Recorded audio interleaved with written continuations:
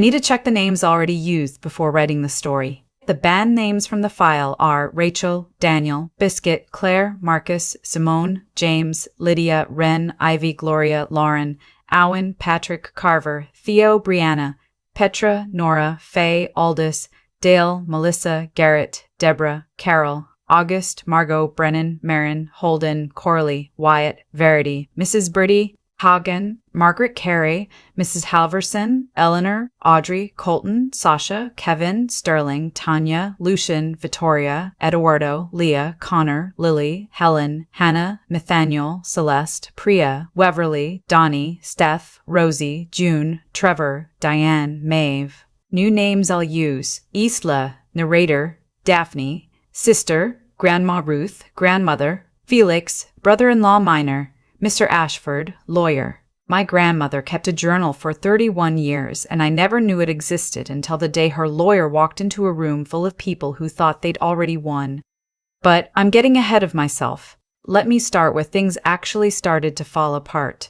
Not at the will reading, not at the funeral, but on a Tuesday afternoon in March, when my mother sat me down at the kitchen table and told me, with the kind of calm that only comes from someone who has rehearsed a conversation many times, that my grandmother had decided to leave the house and the savings to my sister Daphne. All of it. The house on Clover Hill Road that I had mowed the lawn of every summer since I was 12. The savings account my grandmother had been building since before my mother was born. The antique writing desk in the upstairs study that my grandmother had promised me when I was 7 years old.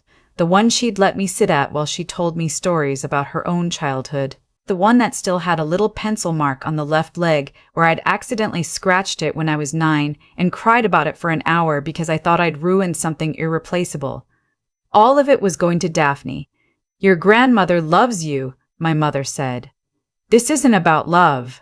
It's about practicality. Daphne has the kids. Daphne has the mortgage. You're young. You're capable. You'll be fine." I was 28 years old. I had a studio apartment I could barely afford, a car with a check engine light that had been on for so long I'd stopped seeing it, and a part-time job at a nonprofit that paid me enough to eat but not enough to save. I had a degree I was still paying off. I had ambitions and a journal of my own full of plans I hadn't been able to execute yet because executing plans requires money, and I had very little of it. But according to my mother, I would be fine. I didn't argue. I never argued. Not with my mother. Daphne was the one who argued, loudly, dramatically, usually winning, and I was the one who nodded and went home and sat with the weight of things alone. It had been that way my whole life. Daphne was the one who filled a room. I was the one who held the walls up quietly. I should have said something, but I didn't. I just nodded, said okay, and drove home with my hands too tight on the steering wheel. What I didn't know then, what I couldn't have known, was that my grandmother had been watching all of it for years. Every family dinner where my mother talked over me. Every holiday where Daphne got the gift she asked for and I got something practical, something useful, something that communicated, "We think you need help," rather than, "We see who you are." Every moment where I held myself together in a room that wasn't built for me. My grandmother had been watching, and she had been writing it all down. I need to tell you about my grandmother because she matters more than anything else in this story. Her name was Ruth, and she was the kind of woman who said very little but meant everything she said. She was a retired school teacher. She had taught 4th grade for 26 years in a small district in western Pennsylvania, and she had the posture of someone who had spent decades making children sit up straight. She kept her gray hair pinned back. She drank her coffee black. She read actual physical books and underlined passages that she found important, and she had a habit of leaving those books open face down on whatever surface was nearest, which she knew drove my mother crazy and which I always suspected she did on purpose. She was not warm in the obvious way. She didn't say "I love you" casually or hug you without reason. But if you were sick, she was there before you called. If you were struggling, she had a way of placing exactly the right thing in your hands. A book, a cup of tea, a piece of advice so precise it felt like she'd been saving it specifically for you. She paid attention. That was her love language. She paid attention when other people had already looked away. She and I had a particular kind of closeness that I never fully understood until after she was gone. It wasn't loud. We didn't have the dramatic grandmother-granddaughter bond you see in movies.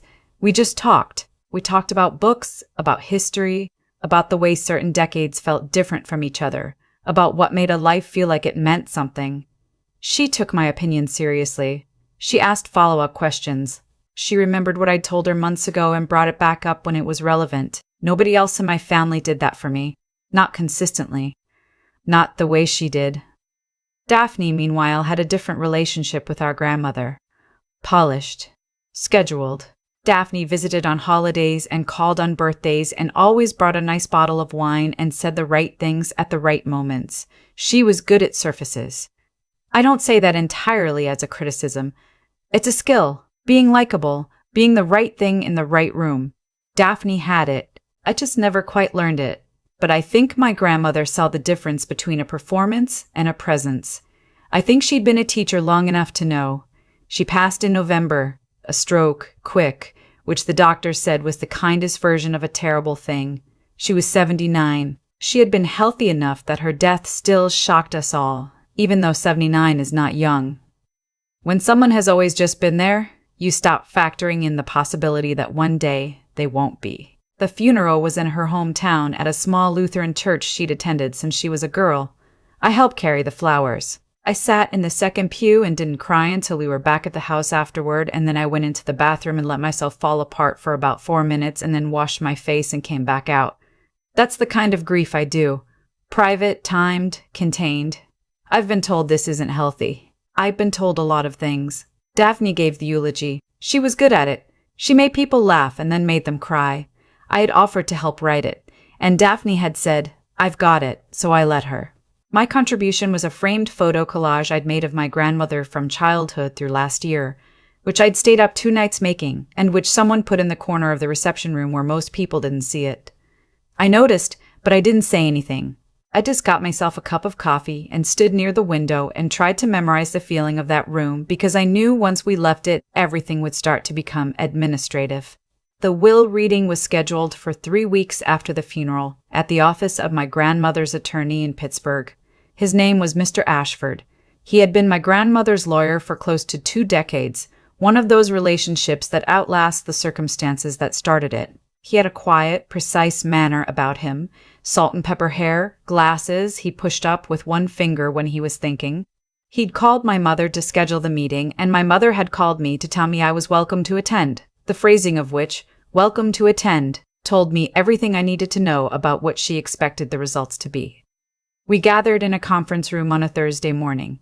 My mother, my father, who mostly went where my mother directed him and rarely offered opinions on things that mattered, Daphne, who had arrived first and was already seated at the head adjacent chair, the one that communicates confidence without technically being presumptuous, her husband Felix, and me, and my good wool coat that I'd bought secondhand 3 years ago and had been wearing to every serious occasion since.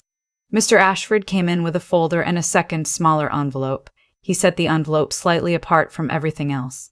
I noticed it. I don't know if anyone else did. He went through the standard items first. A few specific bequests, a piece of jewelry to a cousin, some first edition books to a former colleague, charitable donations to the school district. My mother was nodding along with the look of someone waiting for the main event. Daphne had her hands folded on the table. Then Mr. Ashford said, "The primary estate, the property at Clover Hill Road, the associated savings, and the investment account is bequeathed to Daphne." My mother exhaled. Daphne said, "Thank you," quietly, like she was accepting something she had earned. I kept my face neutral. I had been preparing for this moment for 3 weeks. I thought I was ready for it. Mr. Ashford shuffled his papers, and then he said, "There is, however, an additional document." He picked up the small envelope. The room changed. I can't explain it exactly.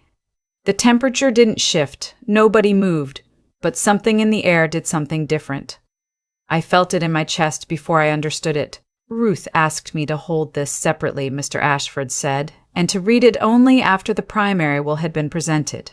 It pertains to a specific and separate bequest, along with a personal letter she asked to be read aloud." Daphne's folded hands tightened slightly. My mother's expression went careful. Mr. Ashford opened the envelope. My grandmother's voice coming out of that room, out of that careful lawyer's mouth, was the strangest and most real thing I have ever experienced.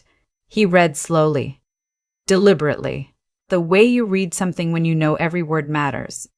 She started with the house. She said she had thought for a long time about what to do with it, and she had decided that Daphne, with her children and her established life, would make better practical use of it. She acknowledged that this was a practical decision, not an emotional one. She said she hoped Daphne understood the difference. And then she said my name.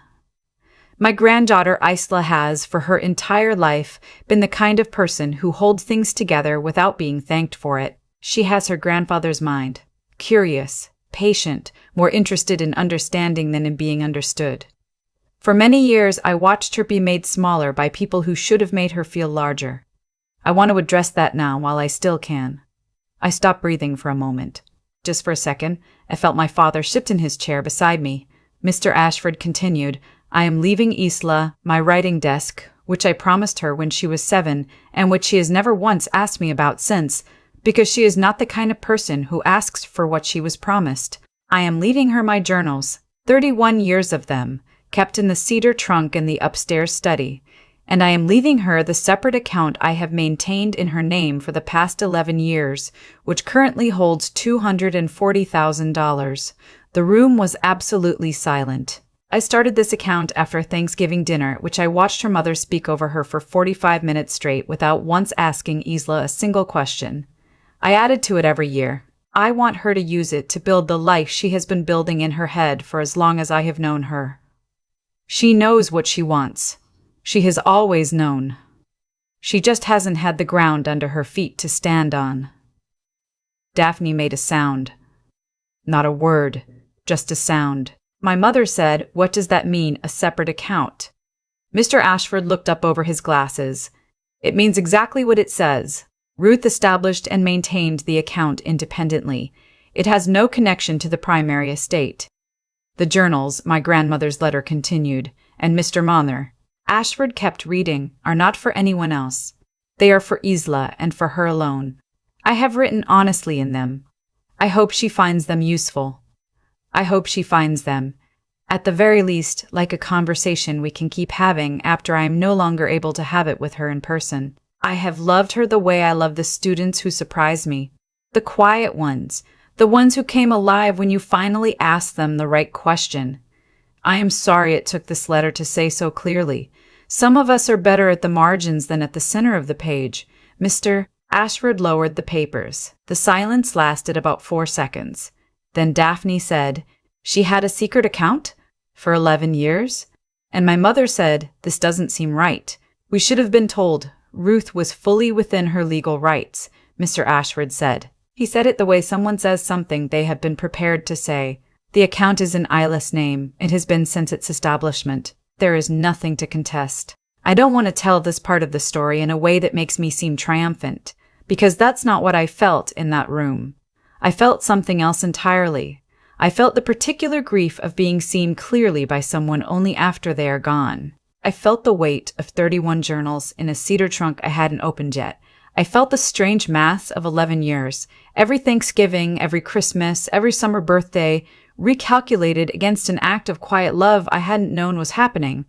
My mother was upset. She used words like unfair and surprised, and I can't believe she didn't discuss this with us. Felix said nothing, which was probably the wisest thing he did that day. Daphne sat very still, and when she finally spoke again, she said, "So the desk goes to Isla," as if confirming a small and specific detail, which I think was her way of not saying everything else she was feeling. I said almost nothing. I said almost nothing. I said yes. I said thank you to Mr. Ashford, who nodded at me in the way someone nods when they have kept a secret for a long time and are relieved to have finally delivered it. I drove to my grandmother's house the following weekend. I had a key. I'd always had a key. The cedar trunk was exactly where it had always been, in the corner of the upstairs study next to the writing desk. The desk was beautiful. Solid oak, curved legs, and inkwell fitted into the top right corner that hadn't held ink in decades. My grandmother had kept paper clips in it. I sat down in the chair behind the desk. the way I used to when I was small, and I just stayed there for a moment before I opened the trunk. The journals were bound in cloth, the kind with a ribbon bookmark built in. 31 of them, numbered on the spines in her handwriting, which was small and even and slightly old-fashioned, the handwriting of someone trained in an earlier era. The first one was dated the year I was born. That can't be a coincidence, I thought. And then I thought, of course it's not. Nothing about this was accidental. I took the top one, the most recent, the last, and opened it to the final entry. It was dated 6 weeks before she died. Isla called today. It said, "We talked for 40 minutes about a book she's reading and about whether it's possible to build a meaningful life when you're also always worried about money, and I told her I thought the worry was proof of seriousness, not weakness." She laughed. I always liked making her laugh. I will miss it. I sat at that desk for a long time after reading that. I didn't try to contain the grief this time. There was no bathroom to go to, just the room, and the desk, and the journals, and the afternoon light through the window. My grandmother used to stand at when she was thinking about something. I want to say something about what that money made possible, because I think it matters and I think my grandmother would want me to be specific. I quit the part-time job. Not recklessly. I had a plan. I've always had a plan. I just never had the resources to execute it. I had been working on a proposal for a small mentorship program for first-generation college students. Something I'd been building in notebooks and spreadsheets for 2 years. I had the contacts. I had the research. I had the vision. What I'd been missing was the capacity to work on it full-time without immediately going broke. With the money, I had runway. I had 18 months of real, stable ground under my feet. Just like she said. Just like she knew I needed. I don't want to overstate where things are now. I'm not going to tell you I'm running a thriving organization and everything worked out perfectly, because the truth is messier than that, and I think honesty matters more than a clean ending. What I can tell you is that 6 months later, I have a small grant, a partner organization, and 12 students enrolled in a pilot program that I believe in more than anything I've ever done professionally. I can also tell you that I read 1 journal a week. I make coffee, I sit at the writing desk I brought back to my apartment, and I read my grandmother's handwriting for an hour. She was a remarkable writer, queer, observant, dry when she wanted to be, fierce when she needed to be. She wrote about her students, her marriage, her fears, the book she loved. She wrote about our family with a clarity that is sometimes difficult to read. She wrote about me more than I expected, and what she wrote makes me feel known in a way that doesn't go away when I close the cover. My relationship with my mother is complicated now, the way it always was, but with a different quality to the complication. She has not apologized. I don't think she will. She did call once, a few months after the will reading, and we talked for a while about neutral things, weather, work, a TV show she was watching, and near the end of the call she said, "Your grandmother always had a soft spot for you." As if that explained something or settled something. As if soft spot was the appropriate scale for what had actually happened. I said, "I know she did." I didn't say anything else. There wasn't anything else that needed to be said in that moment. Daphne and I text occasionally. We are not close in the way sisters are supposed to be close, but we are not enemies either. We exist in the same family on different terms than we used to. Whether that changes over time, I don't know. I've stopped predicting things with Daphne. What I know is this. My grandmother loved me in a way that required patience and forethought and 31 years of documentation. She loved me in a way that cost her something. She kept this from her daughter. She held this alone. She trusted a lawyer with a secret for over a decade. That is not a soft spot. That is a decision. A serious, deliberate, sustained decision made by a woman who did nothing carelessly. I am still learning what to do with that. Some days it feels like the greatest gift I've ever been given. Some days it makes me miss her so sharply that I have to put the journal down and just sit for a minute. Both of those things are true at the same time. I've decided that's okay. The writing desk is in the corner of my apartment, under the window with the best light. I use it every morning. I work at it, I read at it, sometimes I just sit at it and think. The way she used to stand at her window and think. There's still a small pencil scratch on the left leg. I've stopped feeling bad about it. I think, actually, that she kept the desk because of it, Because it was marked, because I had been there, because even small, irreversible things can be evidence of love rather than damage. That's something she wrote in the 14th journal. Small, irreversible things can be evidence of love rather than damage. I read it and I understood immediately what she meant, and I thought, there it is. There's the right question she finally asked me. There's the thing I'd been waiting to hear. I just had to wait until she was gone to receive it. That's the part that's hard to make peace with. I'm working on it. I think I'll be working on it for a long time. But I have the desk, and I have the journals, and I have the ground under my feet that she gave me, and most days that feels like enough to keep going. Most days it feels like exactly enough. I've thought a lot about why my grandmother did it the way she did. She could have told me. She had 31 years of conversations with me, hundreds of phone calls, dozens of afternoons at that desk in the upstairs study. She could have said, at any point, I see what's happening to you and I want you to know I'm doing something about it. She never did. For a while, that bothered me. It felt like a piece of the gift I couldn't quite hold without it hurting a little. But the more I sit with it, the more I think I understand. She wasn't withholding to be mysterious. She was waiting because she knew that if she'd told me, it would have changed things. Between me and my mother, between me and Daphne, maybe between me and her. The knowledge would have become a thing I carried visibly, and she wanted me to carry myself first.